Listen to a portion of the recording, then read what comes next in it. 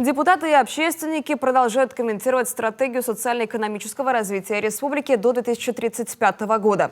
Программу презентовал глава Коми Владимир Уйба. Чтобы выйти на качественно новые показатели, необходимо четко выстроить работу на местах, а также наладить взаимодействие между всеми уровнями власти.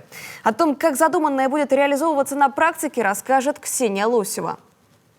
Высокое качество жизни, устойчивый экономический рост, повышение привлекательности региона и создание комфортной среды проживания. Вот основные цели ныне действующей программы социально-экономического развития Коми. Новая стратегия курс не поменяет, но вот инструмент реализации задуманного все же серьезно усилит. Необходимо, чтобы была коллективная ответственность за то, чтобы наш регион развивался и был успешным.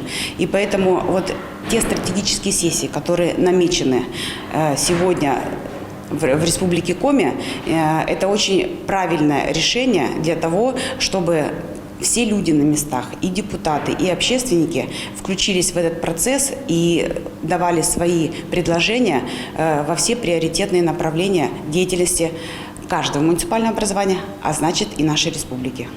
Одним из тревожных показателей остается изменение численности населения Коми. По итогам 2020-го из республики уехало более 3000 человек.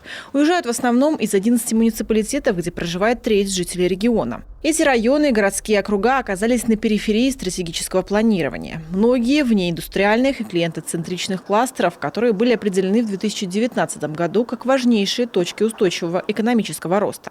А потому одна из главных задач – создать привлекательный климат и новые рабочие места в приоритетных, несырьевых, высокотехнологичных и сервисных секторах. Мне, как человеку, который много лет работал с молодежью и продолжаю работать со студентами, в частности, Сыктывкарского лесного института, было очень важно услышать, что в республике будет дополнительно создано до 10 тысяч рабочих мест.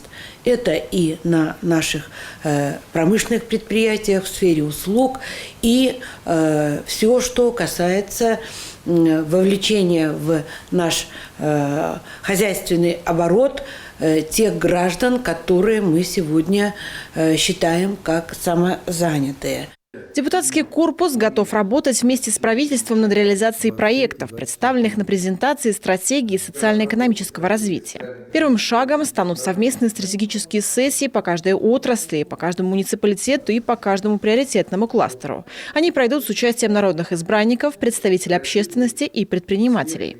Ксения Лосева, телеканал Юрка.